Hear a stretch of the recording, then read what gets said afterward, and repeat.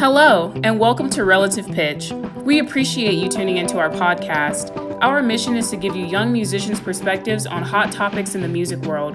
By sharing our thoughts and opinions, we hope to help with bringing positive change and diversification to the music world. Here are your hosts, Lauren Green, Anthony Morris, and Michael Brown.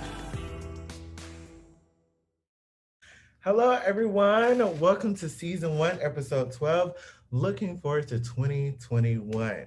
I am so happy, and I'm pretty sure I speak on all of us here.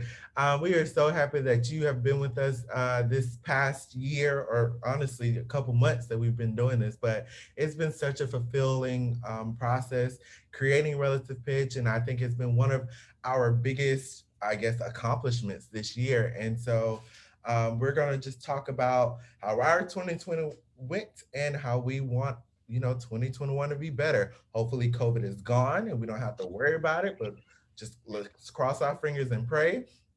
First up, let's talk. How was your 2020, Michael? Tell us about it. You know, 2020 was hard. It was trying. I went through a lot of trials and tribulation, as people would say. I personally lost all motivation to do anything. Was laying up in my bed, and y'all know me. I don't lay in my bed. I'm always moving to the next thing, always going, always going. So I had to remind myself, like, why do I do what I do? Because I was like, is the reason I do music is because I was told I was good at it and I was busy. You know what I mean? Or was it because I actually liked it? So it was finding a new passion, relighting a fire. One big thing that hurt even today is not being able to perform. Like Christmas time last year, gig every weekend. We moving, we going, we going. We have a holiday concert at KSU. We popping, we going. And this year it's like, I'll play some hymns on my own in my garage, like, but it's not the same. Um, like navigating life has been a big thing of 2020. So that's kind of sums up my 2020. What about you, Lauren? Yeah, I mean, I guess everyone in the world has been affected in some way, I guess, by this pandemic and 2020 just in general. There's just been a lot that's been going on. For me, it was kind of the same, like the beginning of the year honestly was amazing. It was grad school auditions. I was like on a plane like almost every weekend, or I was like driving to somewhere every weekend. And it was a huge, huge, huge thing for me to go through grad school auditions because I was so nervous doing them. I was doubting myself along the way. It was like, I'm excited to do this, but I'm scared. I'm excited, but I'm scared. And going through it and actually getting through all my auditions, and I would say mostly wonderful, it was a huge confidence booster. And it really, for me, it was a big step for me in my education and my career.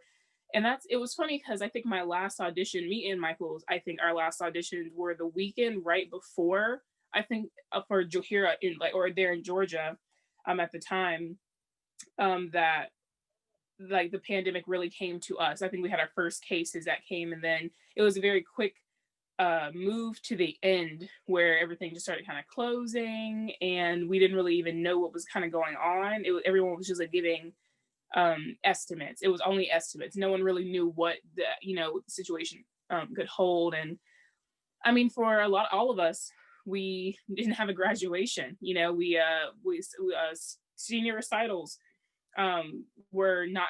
I thankfully I got to do mine the semester before because that's just something I had planned for years in advance. But like a lot of people didn't get to have that, and that's a huge thing for especially performance majors. Anthony was doing a conducting recital, which it was going to be amazing. And so that loss of graduation, which graduation is more for families I think than even for the graduates. It's just like seeing, like, just sharing in that big milestone, I think, with everyone. And it was lost for sure. And navigating this new way of living through COVID, just not even just socially and also educationally. We all had to we started jobs or went to a completely new school in a completely new state during all this. That's crazy if you think about it. And most of us have gone through that. Most of us have moved to different states for something for the next step of our careers or our education. And it's a lot. And I think we handled it pretty well. I will have to say, a lot is said negatively about our generation, but that is something we did do is we keep going, we keep persevering. And even though it's hard, like Michael said, like it was so easy to have days where you're like, I don't want to practice at all. I don't want to practice at all. I don't want to do anything. I'm losing motivation. And the 100 days of practice challenge that me and Michael were doing during that time really, for me, was the thing that really kept me motivated and kept me playing. And afterwards, I did take a break from flute. I just put it away for a little bit because I was busy figuring out moving plans to move from Georgia to Albuquerque, all these other things. And so I thought it was okay.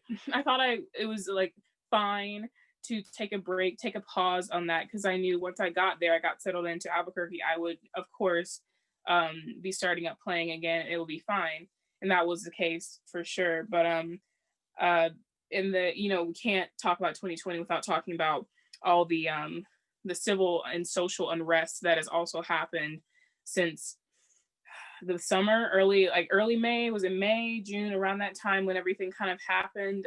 It's been happening for a while, but especially this year, I think it's because we were all home. We're all more actively watching the news and keeping up with things because of the pandemic, and it just happened. This tragedy happened also, and it spiked a lot. A lot has happened because of that situation, and it's that and the pandemic were neck and neck of like what was getting everyone's attention during the time this past year. And like us being all minorities, are we were all affected by it in a certain way because it affects us, it affects the people we care about. And it definitely was a huge part of my life, in positive and negative ways, I will have to say. But everything that happens for a reason is what I truly believe. And that's kind of my biggest thing about 2020. We've all experienced loss. We've experienced new amazing things, new partnerships, new relationships, new projects, things that have come out of this year. And we have to accept the good or the bad just as we accept the good, and know that everything is a lesson in life, and not everything is gonna this year has just said, yeah, you thought that was gonna happen. No, like it's just it can happen to you. And like anything can happen to you. I feel like a lot of people are like, oh, that could never happen to me. Well, it did. And also just in general, like I don't know, it's been a year where you just have to we've learned to be flexible and learn that nothing's promised until it happens, you know so the best thing you can do for yourself is do what is best for yourself. Put yourself first.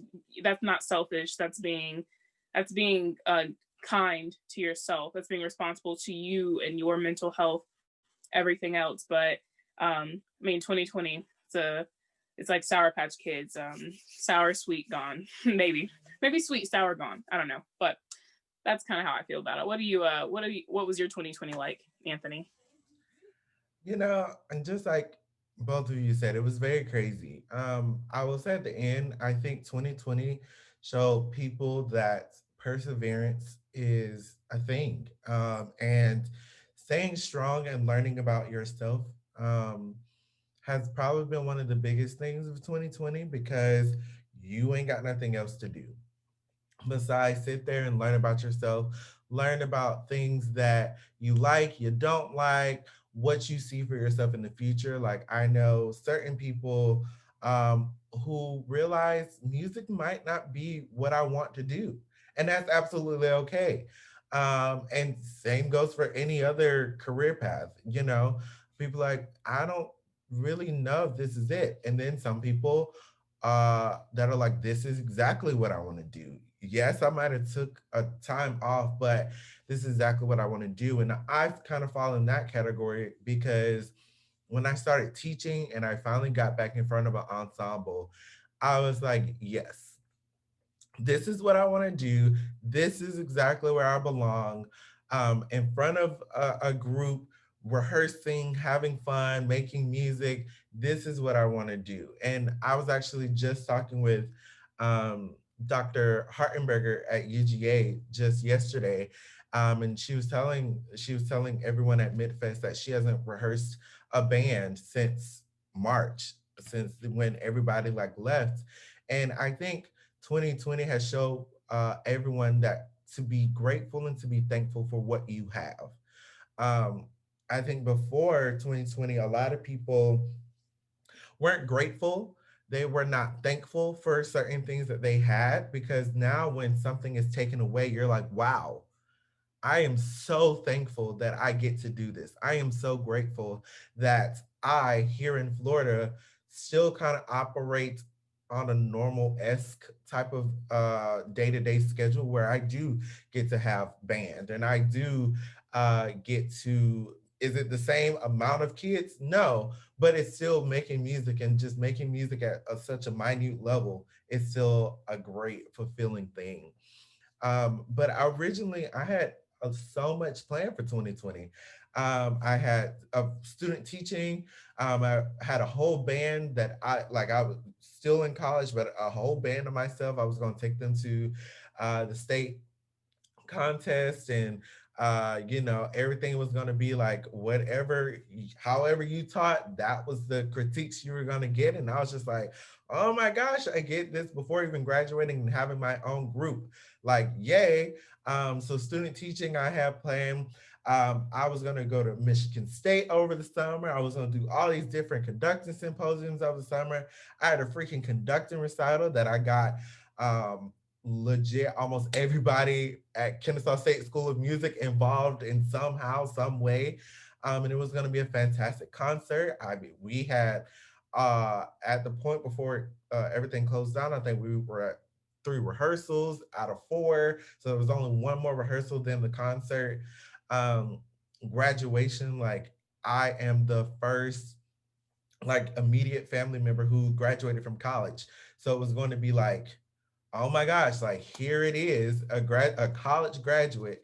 So my family is definitely looking forward to that. I'm also like kind of the baby of the family as well.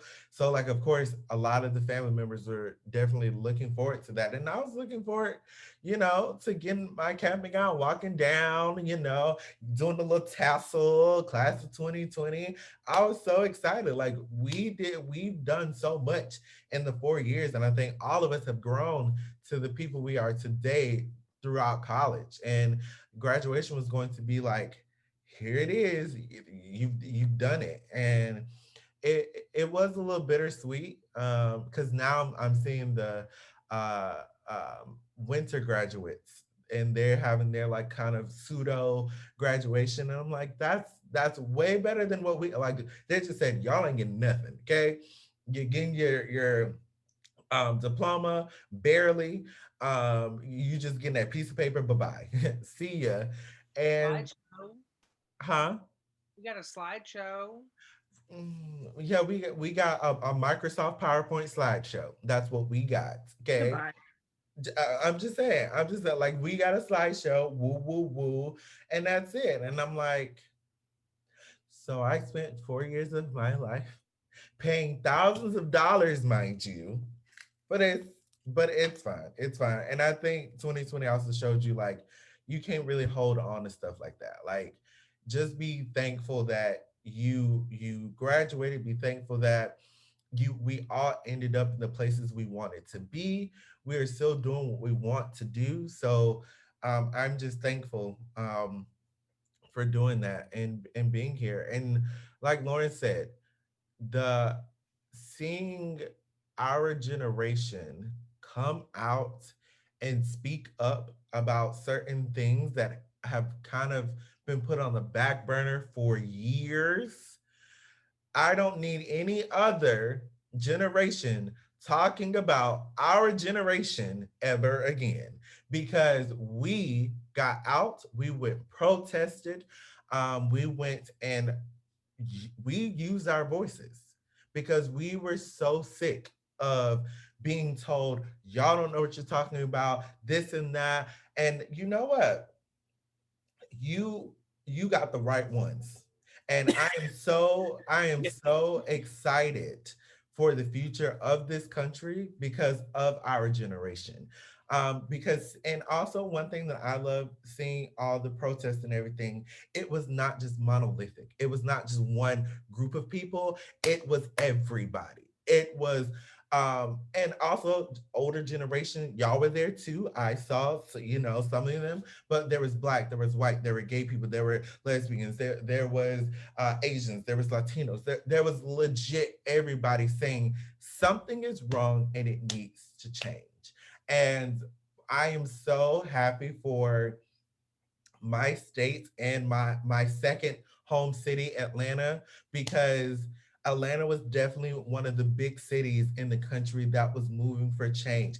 Keisha Lance Bottoms, you really, really, really got your city together. Stacey Abrams, oh my gosh, thank you for one doing so much. We don't really talk about politics, but I'm gonna just say right here and now, Miss Stacey Abrams, Mm. she is the definition of perseverance. She took something, the loss of the governor, and she said, you know what? And I remember reading this an article about her. She said, yes, I cried, and yes, I took my days, but I gave myself about 2 days. And then after that second day, I got up and I said, how can I change? How can I change this? And she made the biggest change that no one would have ever thought Georgia would have turned the color it did. But Miss Stacey Abrams had a big, she put those boots on the ground. And thank you so much. And Georgia has, I love my state. I really do. I really do, because over the summer and being in COVID, which is so weird, being in COVID and then having all this stuff going on at the same time. It's like, what is going on? But it provided us with the time and the voice to finally say, look, we're done you telling us what to do. We're done with you killing unarmed people, putting people who do not deserve to be in jail, letting people who do deserve to be in jail still be out walking. Out of all the people that have just died in this year, it's time to stop. And also, another thing that I'm so proud of is the way people got out and went and voted. That right there. That right Went out there. and voted. And here's the thing, older generation, you came at us um, the last presidential election. It was Election. like, you were like, your generation, y'all don't want to do anything. Okay, well, we gonna show you. And we did. So I don't want to hear nothing else from y'all. Y'all sit Honestly, there. this year for our generation has been we're about that action. We are. Like the from the jump, from the jump, and with a year where so much has been taken away, Mhm. especially students going through colleges and of course still high school, but especially like in college, like just a completely different experience that we have never been through. It was so easy to be bitter and Yeah. to be like, I don't want to do anything. They took it all away from us. But we, despite losing so many things of senior year, despite graduation, despite like not being able to celebrate with our friends the way that we wanted to, we still, whenever our voices needed to be heard, we went out. Hmm. We went out. And then especially when it came, the biggest part about it was, and I was so glad that I saw mutual friends saying the same thing. They're like, yes, go protest, go do all those things, but also go vote is the Go vote. biggest thing. Yes. You can say, you can do whatever you want to, but change happens when you actually use your voting rights. And we Yes. did. Look at what happened. And also, talking about voting, if you live in Georgia and you're listening to this right now, there is a special election coming up in January Yeah, the that runoff. you need to go vote in. Okay. You came out, you voted for the president. Amen to that. But those two senators we need in Congress. We Because need, they give the president more power. That's how how government works, yes. is they give that position, that office, power. Mhm. So So please, please, if you don't hear anything else, go. If you live in Georgia, that runoff vote, go early vote, go mail in vote, just go vote in person. Do whatever you need to do to keep those people who want to see the uh um the downing of all of us, different colors, different religions, different sexualities, all this stuff. Go vote for the people who are going to protect you. And please do, because the thing is, we have witnessed in the past 4 years some of the most ugliest behavior I have ever seen in my life. Ugliest behavior towards people who legit just want to live. And it goes to those, and the reason these people are so loud is because they've had a person who has the highest position in the land, in the world, has said it is okay. We need to let that stop. We are And that no was a longer. huge thing that I saw a lot of people saying. It was like, it's no longer enough to not have said something, to not have, oh, well, I didn't do that thing. But the thing about wanting to bring change, allyship, is it's no longer just enough to just not do something. And Yes. that's the biggest thing, is like, people are like, well, I'm not the problem. I'm not the one doing anything. But it's like, but you see that there is a problem here. You admit to it, that there is a problem, yet you choose to not do anything about it. And that's the crazy thing to me. And people don't realize that, like, just by doing nothing, you're honestly saying that you are fine with the way things are. And we can go back to, let's say 50 years ago from now, or from today, 60, 70, whatever. Imagine what life was like if you were not, a white person. Let's just be honest, in America. All Mhm. right. And sorry, let me also add, like, straight white, just like very straight white Christian, just the most, safest thing you could be at that time. So many people could have said, all this stuff with like civil rights and everything, like, doesn't really affect me. Like, I'm fine. So I could just like not do anything. But it took not only the people who were being hurt by this, but also people who understood that it was just wrong the way people were being treated, to actually push for change. And that's the biggest thing. And like, I don't think enough people realize that we're not asking you to go out of your way, bend over backwards to do all these things. No, that's not what we're asking. But like, it's empathy, it's understanding where other people are in life, and like the situations that people are put in just because of who they are. And just, I don't know, being self-aware Yes, about that is a huge part of this fight. definitely. I mean, this fight, and don't think because the election is over, the fight is over as well, Not. because it is not. We honestly will be fighting for the rest of our lives, because there will always be people who want to put said people above other people as well. So that fight, don't just let your voice stop now, because it's not done. It's not done at all. We still have to continue to get peace and everything else that we want. And another thing, you know, people who have thought differently in the past 4 years against whoever was in office, who he is, were put down for thinking that way. Now that we have someone in the office who wants to unite the land and who wants to really just like support everybody, we have to be the bigger people and no longer put people down. Like, putting people down should not be a part of society, like, ever. Because the more people you put down, the louder it's going to come back, as we saw. So, you know what I mean? Don't put people down, period. Like, I want to get to a place where everybody can, like, we all think differently. That's what's so great about it, and we all can be together.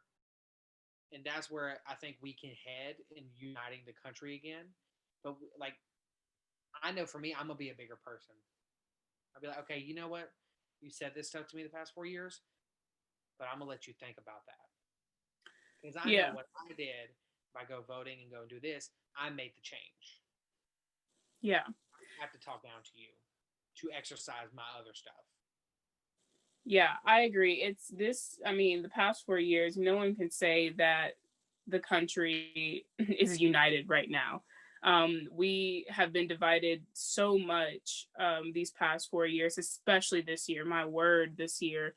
And the problem with that is that we don't, I like, you have to have someone in that position who wants to unite their country, who say, despite our political differences, despite like who, if you voted for me or not or whatever, you are an American, you live here, we all are looking for the greater good of our country and our nation and the people who are in it.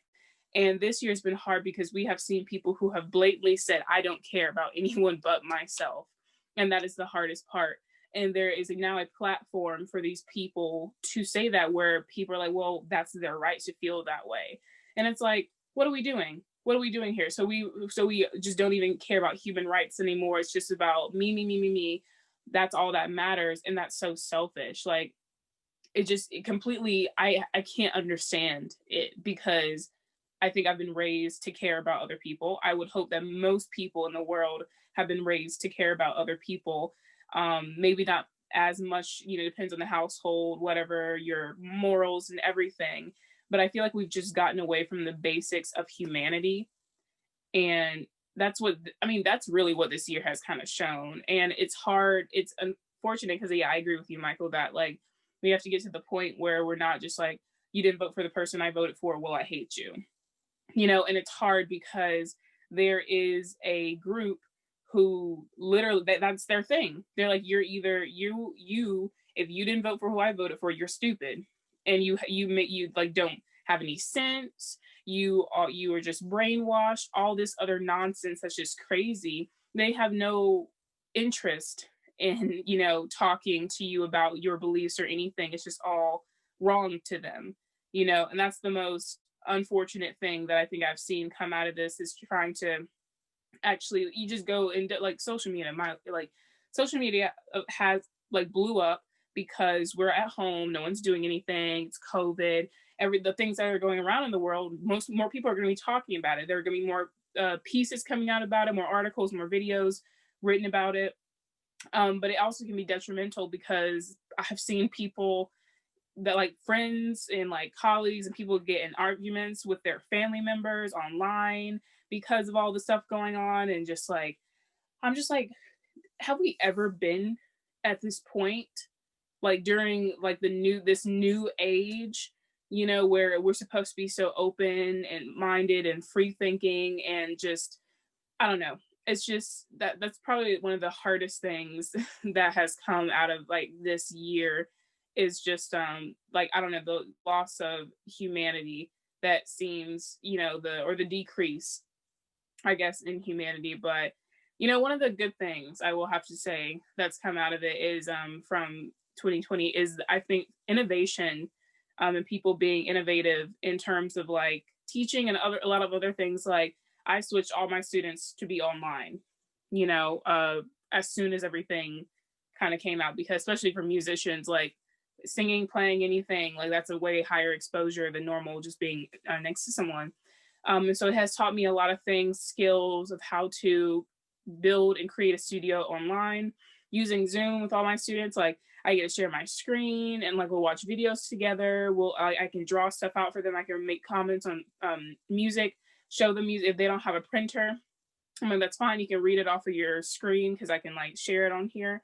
All this stuff that has come out of this. And also just in general, like, I feel like because we're not like allowed, or not, it's like we're not trying to be around everyone all the time right now. So friendships, you have to try just a little bit harder now, right, to do it.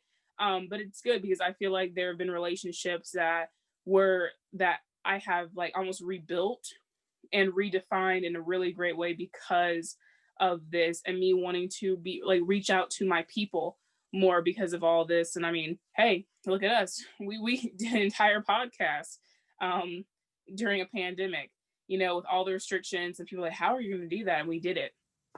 So kudos to us for that. Definitely. I mean, just thinking about like when you haven't seen some of your friends in so long and then you finally see them, it's just like, oh my gosh. Like, I remember when we saw each other and we were just like, just going back and forth, just like, oh my gosh, we're can't believe we're together. Here we are. I mean, we had honestly one of the worst Airbnbs I've ever had in my entire life. But you know what? That it really didn't even matter because we were together and we honestly just made it work and we were just laughing and we were just enjoying each other's company. Um, but if y'all in Atlanta, don't, we can talk later. If you want to know which, if you want to know which Airbnb, let call me because don't do it. Don't do it. It was All I'm gonna white, say huh? is when you look at the picture of the host, wig. Oh, wig, and it tells you. So the wig tells you all about what the apartment's going to be. So, but we made that whole trip just work and just being together. um and that goes to being in COVID. Like we're far apart. We really only see each other through a place like FaceTime or right here. So when you're together, you're like, oh my gosh, wow. And the friendship is so stronger. And I think that really, like, you, when something bad happens like COVID, um, the good things that come out of bad things are really strong, like really, really strong. And I also think some of that is music. I think after COVID, we're gonna have some probably great music that will come out of this. But I also know composers who said, "I'm not gonna write any music anymore." And again, that's absolutely fine. You learn about yourself throughout something like this, um, and I think for the music that will be written after this, we're all going to think about what we were doing during this entire year. And it's all going to bring up something, either good, the bads, the uglies, whatever. It's going to bring back those memories of like, whoa, whoa. Um, and I think one of the good things that have come out of 2020 through something bad of like Black Lives Matter, everything like that, the protests and everything, is the more emphasis of diversity in music. Because before this, you had like your one Black person that was a composer, and we play their one song on a concert and everything like that, or we play one female composer, and there's only one a room for one female composer because that is that token minority. But throughout the protests and the social unrest and civil unrest on all this, and now more emphasis of looking on why aren't you playing or why aren't we playing music from other people besides straight white men. Now we are having this surge of minority composers.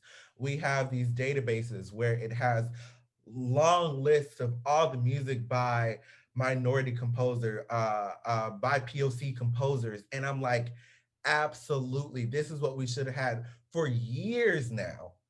We honestly, like, it is so crazy to me because I'm like, yes, this is a good thing, but also I feel like this should have been done years ago.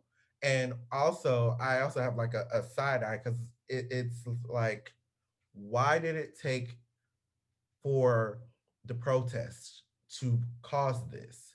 Why couldn't this happen naturally? But it's also one of those things that's just human nature. That it's human nature for something like that to happen. And I'm just loving the diversity, and also seeing some like bands doing virtual things, or like where each student records some stuff and then they mash it all together.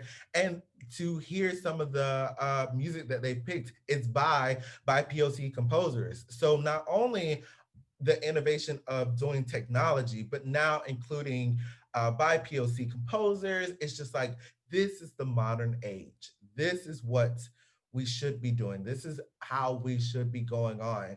And our last episode with the ASO principal flutist, Christina Smith, and hearing about her new group, all female ensemble. I'm like, yes, that is what we need. We need to have these all female ensembles. We need to have these all black ensembles or all minority ensembles. Sphinx Orchestra. Oh my goodness. Valerie Coleman, her ensemble, and her music and everything like that. Of course, Omar Thomas. All of these different people. Anthony Barfield. Um, these people, these are the people we need to be really listening to and promoting and everything, because music will only live for the younger people that are coming up.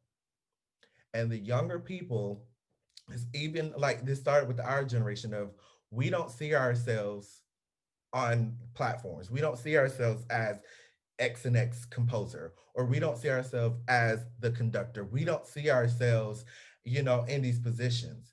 But now our generation, the generations after us are like, we're going to make a difference. We are going to get in these spots because we know who's coming after us, and the world is going to be a completely different thing. And it is honestly beautiful to see.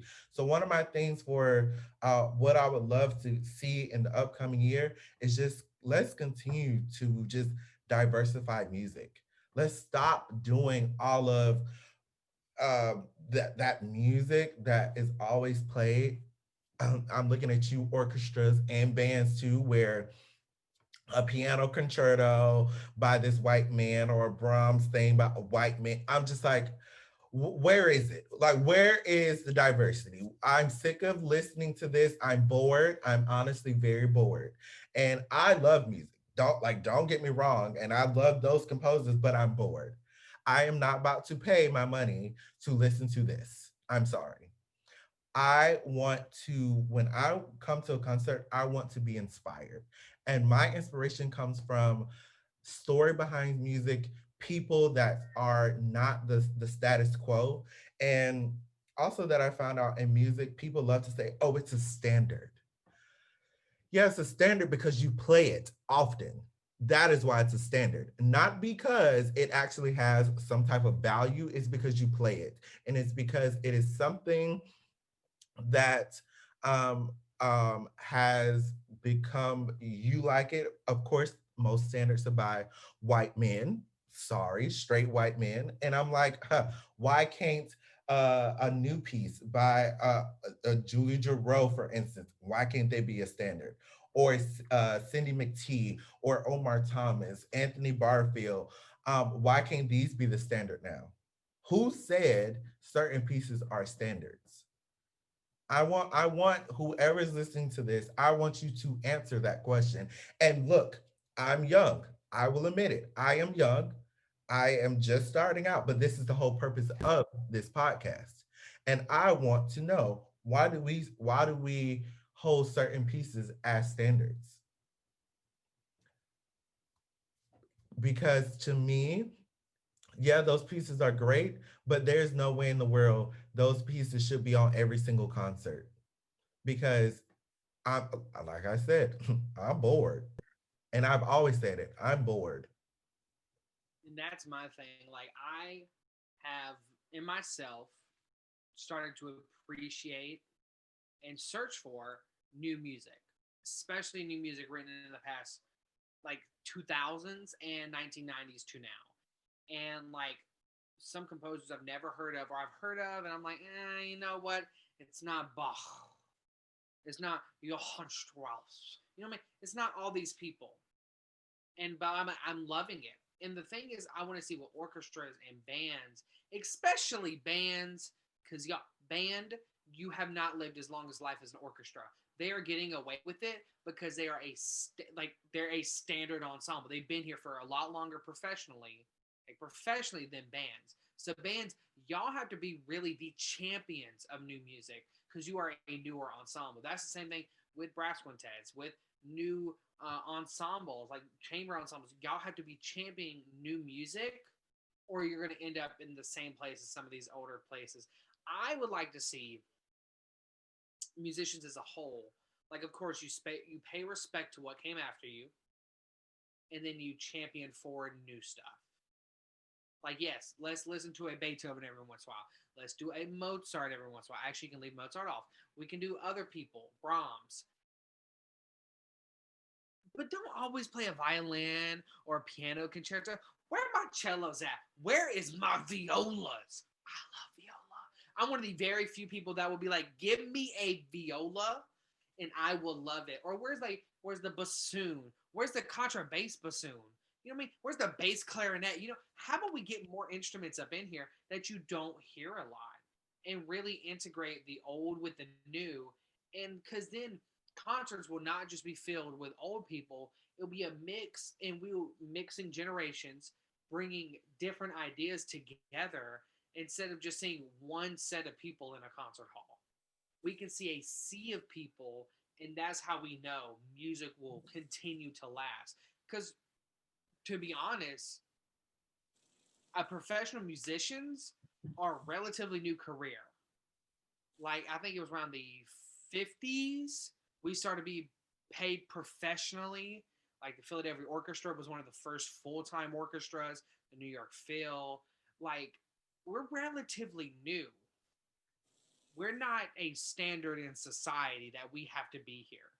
We have to prove and show people why music is important, why art is important in general. And that is combining with, you know, chamber ensembles with art shows, or orchestras with dancers, orchestras with singers, like combine different art forms. And I'm telling you this, of course, from a young person. We all say we're young people. We haven't seen a lot of life. I hate when people say that. But anyways, that's how we move forward. That is the next step. When you stay stagnant, just like water, it gets dirty, no one wants to drink it. You have to, everything has to keep flowing in and out. Yeah, I agree with that. So, yeah, I took a history of orchestra class, and, in addition to, of course, learning about the histories of a bunch of different orchestras, not only in the US, but also just around the world, and the structure of the orchestra, its role in society, and everything. One of the last things I think the professor mentioned was like, it is up to your generation to be the ones who continue classical music. And it was funny because I had a lot to say about that. I was like, what, it's funny that you say that the weight is always put on the younger generations, right? The burden is always put on the younger generations to keep it alive. Whereas, we are the ones saying, well, we don't want to hear this stuff anymore, play something else. And then it's like, oh, you don't know good music, or you don't understand. Like, these are the standards, you have to play the Beethoven. Why? Why? What law says that orchestras have to play anything? Okay, I get it. It's what always has been done. And yeah, if you keep inviting guest artists and conductors who only do these certain standards, you're going to keep getting that. So you have to diversify your ensembles and the music that you play, your works, to diversify your audiences. Because guess what? If you look out into your audience, you see a sea of white hair. At some point, who's going to be taking their spots? Because if we're not in there, who's going to be in there at the end? And they always, oh, the ticket sales are bad, they don't want to come see us. Play something cool. Like, sorry, like it's just like, I get it. There's some piano concertos I've heard. There's some violin concertos I heard that I'm like, oh my gosh, awesome, amazing performers. Duh, I get it. But at the same time, there's so much more out there that is to be discovered. And the fact that it's just the same thing over and over and over. Yeah, it's dying because it's the same thing. It is dead. It's dead. Like, there are living composers out here who want to compose new music, who are composing new music, and who's playing them. Not orchestra. Not orchestras, barely bands. They would do the whole thing of like, we're going to put this on a special concert, One. one special concert, and then we'll never think about it again. I will tell you, as a person who actually went to one of those concerts, it was ASO. They did. I can't believe I'm forgetting this composer names, but do y'all remember that we went and saw? Ring, and then it was a new work by. I forgot the composer name, but I loved that piece, and it was funny because the way they promoted this concert was like, oh, um, yeah, Emmanuel Axe and Appalachian Spring, and then at the small bottom with the premiere of a new work by a Black composer. That's it. And And like every promotional thing, like when you go down by the ASO, like there's pictures of Emmanuel Axe, there's like Copeland, where no new there was nothing really about this new work for orchestra, which to me was the best part of the freaking concert. Like, I remember just sitting there and I remember hearing the different colors that I never heard in orchestra, because I have one sound of orchestra, and that's like that classical era, romantic era. and before music. That is what I hear as an orchestra. But because it's new, it has different colors. The instruments are used in a different way, and I just remember sitting there like, oh, I've never heard this before. And that's why I love new music, because it gives something new. And I remember seeing some of the audience, the old people in the audience are like, why did they play that? You're the reason nobody's coming to this. Just saying. Because and we're not open enough to get new composers to do stuff and stop just playing that one song, like one song. They have other stuff. It has to be a thing, and that's why I'm so glad Christina last time was like, the ASO has some good stuff coming up for this new season, especially with the music selections. And I cannot wait to hear, because that is what needs to happen anyway. I remember like really starting to appreciate new music when in Wind Ensemble, Dr. David Keeler, our first guest on the show, programmed Winds of Nagual. Now, I was showed this piece a year and a half before by Anthony, and I listened to it and I was like, this is trash. Trash. Get it out, throw it away, compact it. Where's my Bach? Where's my Hindemith? Like, you know what I mean? But then like when it got programmed to play, and when Keela was like, I'm gonna give you the part I played when we played this in Michigan State. And I was like, you know what? Let me listen to this again. And I listened to it and I was like, oh, yeah, the flute. Oh my god. And I'm like, oh, this is it. I was like, this is why I like band, And when you Different listen color. to it, like when you listen to it, you're like, what is Yeah. happening? And Yes. it clicks and makes sense. You're like, wow, that was like a TV show or a movie within music that connected. And the funny thing about that is I remember that performance, that exact performance of it, and the audience did not know what to do. What was They happening? were legitimately like, what did I just listen to? But that piece was so fun. Like, I got to play the alto flute solos and everything, and they were the most crazy, colorful, beautiful solos I've gotten to play within an ensemble. You know, I actually have the score. I have the score legit, like right here, because I have been studying this for some time. And let me just tell you, the things that I could gather from trying to study this score is way more difficult than trying to study the quote unquote stuff um, that you need to do, like when you're studying like Bach or Beethoven or something like that. When I look at this and I'm like seeing all this and different, like for instance, this thing right here, like look at all this. This is something Bach, Beethoven definitely didn't all. They didn't have all this razzadazz going on, and just understanding why did Colgrass do this? Why did he write it? What was the sound he's listening for? And if you don't know this work, Winds of Nagual is based off of a tale from like the westerns, the southwestern, like Mexico, that Don Carlos, Don Don Juan, Juan. Carlos, like very it's like not a shaman. What are those people called? Like that do like magic. Psychedelics Um, were involved. Yeah, psychedelics was of course like literally one of the movements, like Don Juan floats off in a bubble. And like it's yes, just that's the flute solo. yes, like it's crazy. And like, but the thing is, you hear Don Juan floating through a bubble. You hear the there's one called Gate of Power, and like you hear how dark and rich the colors are, and you're just like, what in the world? Like I don't know if I this is just me. Like I love a good music that tells me a story. See, and that's the thing about music is, first of all, I have to connect with something in order to enjoy it. And so whenever there is a story set up within a piece that I can hear dancing, I can hear death, I can hear whatever, that is when I get invested in it. Yeah, and there also like I could go on about this piece, but there's like one part where I remember Michael played this because he kept playing it, of course, in our apartment at nighttime.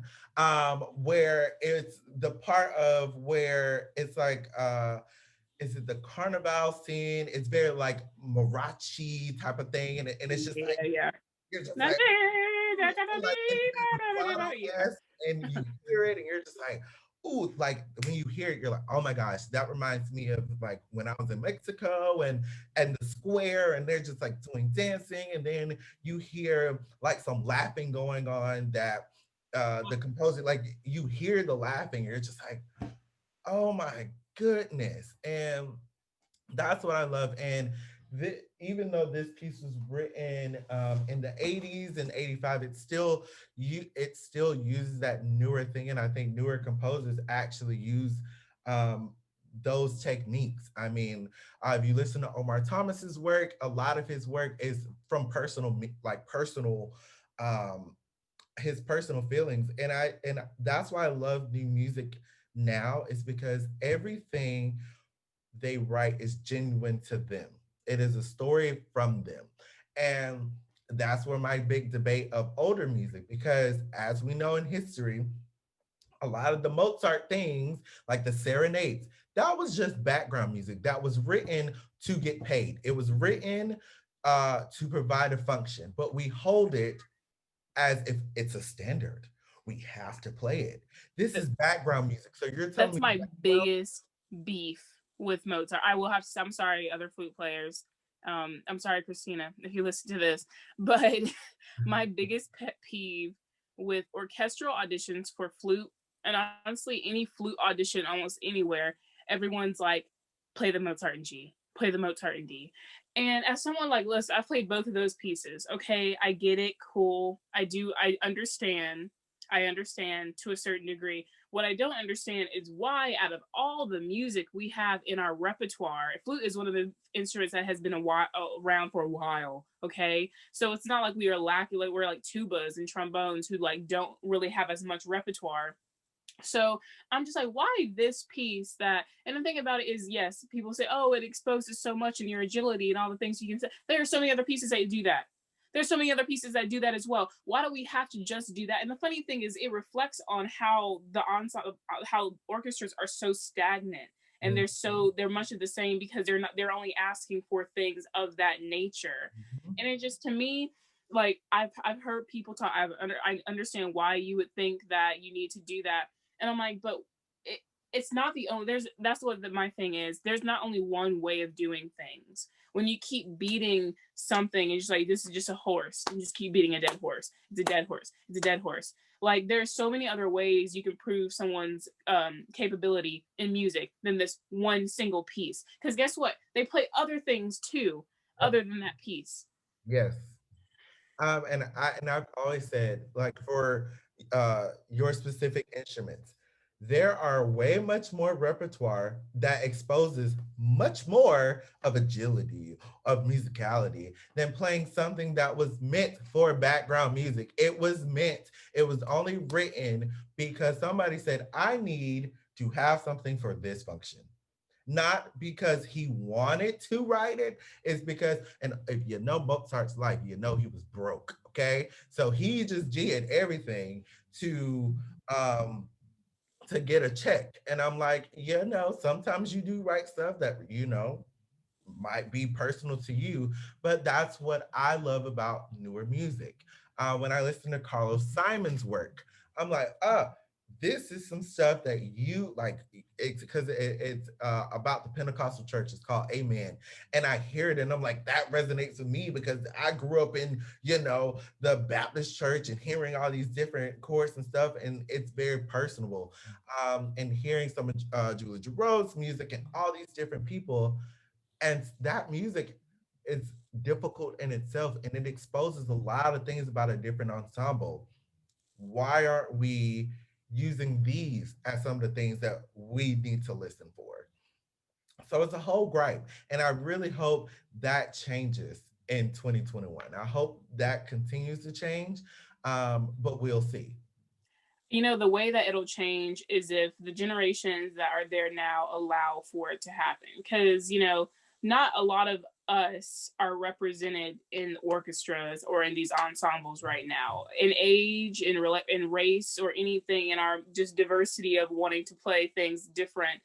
There's not a lot of that. They want to stick to their war horses, their standards, and it's going to take for them to be open to like to these changes. That's the only way that things are going to change, because if we're not in there, if we're not the ones who are in those ensembles saying, hey, let's consider doing a concert of all like women composers or all POC composers, anything, who's going to say it?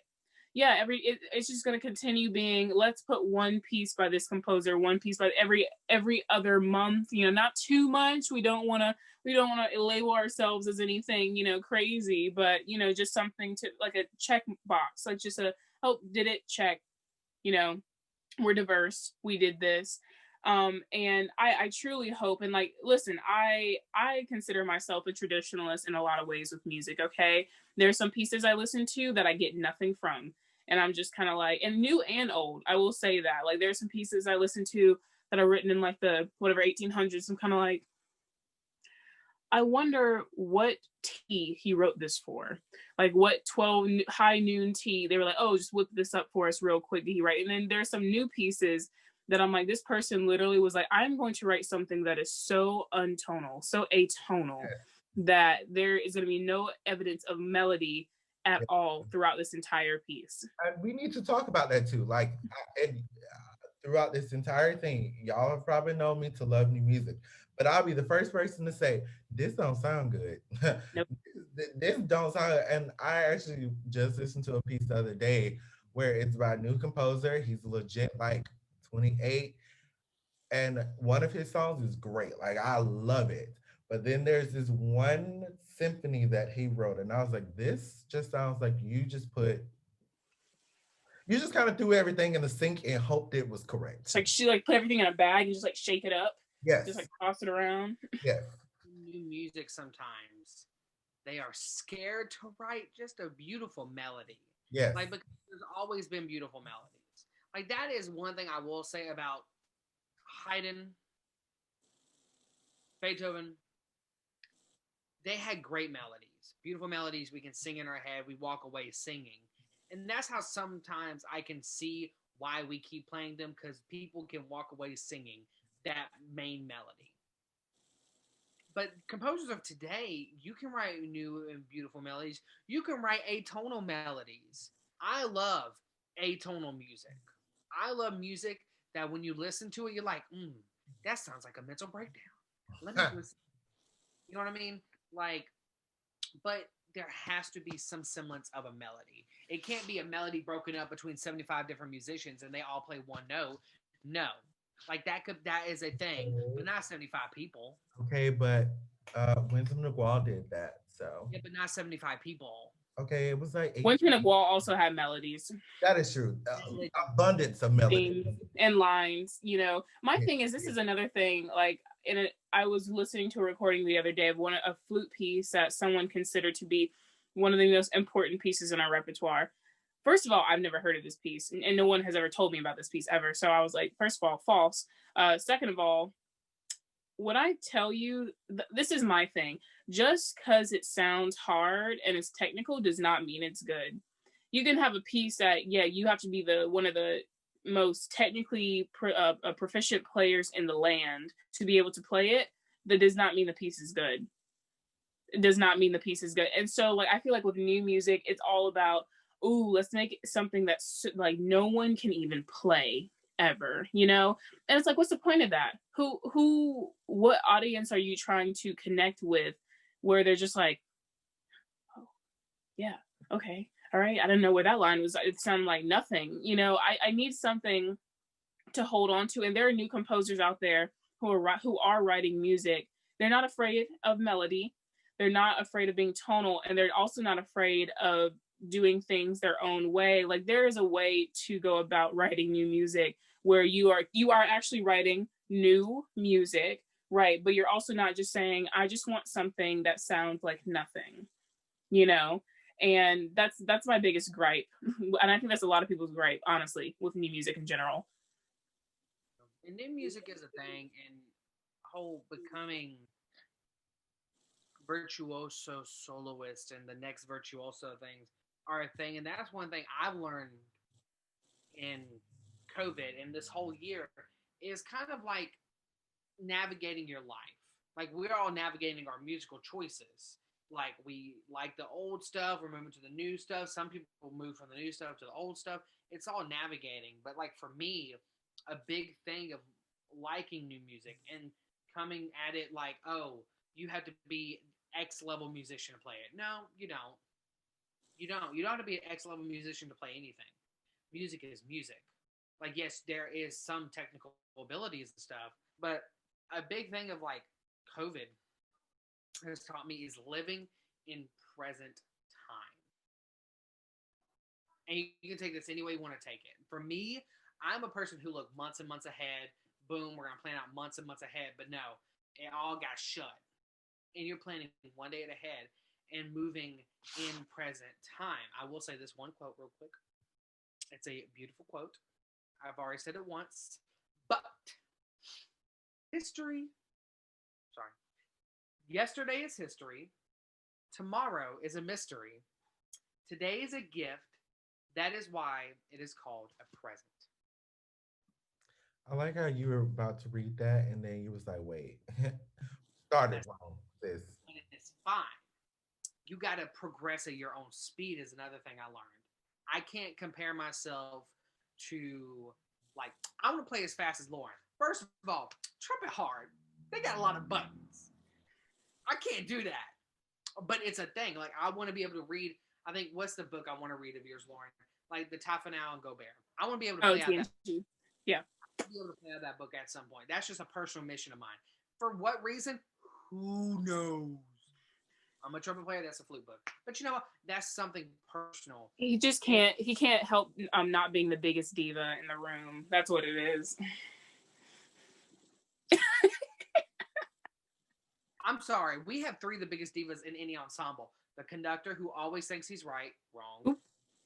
The flute player who always thinks she leads every melody, wrong. And then the trumpet player who actually is the best. You Wrong. know, Wrong. Very wrong. Wrong. trumpet controls The it. redheaded stepchild. Right, baby. No, You, that look, is the you sit in the back of the ensemble for a reason. because we can plow all you down real quick. Okay. We want to give some sound space. All the trumpet players to the back. To the back. To the back of the hall. Oh my gosh. But But yeah, no, I mean, yeah, I mean, I agree. Like, I mean, I'm hoping that in the new year, of course, woohoo, we're getting vaccines. Like, yeah, let's get vaccines. Let's get back to normal life. Like, listen, they're not putting microchips in the vaccines. Just go get the vaccine. If you have ever eaten a hot dog in your life, bologna ever in your life, you ever went to a Waffle House, you are immune to most things anyway. So go ahead and get the vaccine. I promise it won't kill you. You know what I mean? And it'll bring everything, more together. We'll be safer. We'll be able to perform again together and just be safe. Like, I don't, masks. Let's see what happens with that. I feel like a lot of people are going to continue to wear those after this. And I know that I'm going to continue wearing them at airports because just you being that close to people, get away. I like having that protection. Just like anything like comes on you, if someone coughs the wrong way around you, sneezes, you at least know that part of your face is like protected from it. You know what I mean? But I'm excited for the future of just society in general, but especially the music world in next year. yeah, I'm my biggest thing for next year is definitely to continue learning as a first year teacher. Like I am um just ready to continue growing as a teacher. Um Learning from my kids. Every day is a new day when you're teaching kids. So continue learning that. I hope that next year provides me some great opportunities to start back going to conductor symposiums because honestly, when I'm at a conductor symposium, I am like in the candy store. I just love that environment. So hopefully everybody get their stuff together and we are trying to get back to normal, and there will be some conducting symposiums. I and the good news, I just actually got an email from University of Michigan who is going to. They have a conducting symposium open. Um, um, right now it is going to be online, but depend as it gets closer, there's the possibility that it will be in person. And I'm like, y'all better get y'all stuff together because I need to be back at a conducting symposium. Okay, I need to be back doing that because that is what brings me joy, and I love learning from everyone. So get y'all stuff together, please, please, please. I'm asking you. I can't wait to perform again and teach in person. It's very simple. I'm a simple person. I mean, that's a lot to ask for from this year is just performing and teaching in person, you know? Wear your mask. Just wear your mask. It's not hard. To the supermarket, the supermarket. Why did I call it a supermarket? I don't know. Get so upset going to the Kroger. Like people just not wearing their mask. I'm like, what are you? Like that is what goes on in my head. I have like a small conniption where I want to just hit them, but you can't. And it's that same thing I was talking about earlier, the humanity, humility, all these things of just like whether or not people are like, oh, they say the mask might not really even help. One thing, there's like literally videos and statistics showing how it does help wearing it. First of all, second of all, even if it didn't, the idea that you could be helping and protecting not only yourself but others by doing it, why would you not want to do it? That's confusing to me. I don't understand that. Like I never got that, but honestly, I think everyone is looking for hope in 2021. We're all hopeful for things to get back to normal in certain ways and to also progress further in more ways, like we were saying with music and diversity and everything else, and hopefully social justice and everything like that to continue progressing the way it has been. But I'm hoping for normal more than anything. I mean, just being able to go out and not worry about, oh, this person's too close and everything. Even though I kind of like being spaced out, I really don't like people being on me anyway. So I am happy for that. But at the same time, getting to go back to live concerts and playing with people is something that I really, really, really, really would like to do. Amen to that. I am, even though I am having a virtual concert, I am so ready to get back to just having an audience there, having people just, being in music. Music was never meant for something like this because music is one of those things where it is about that interaction between one and another.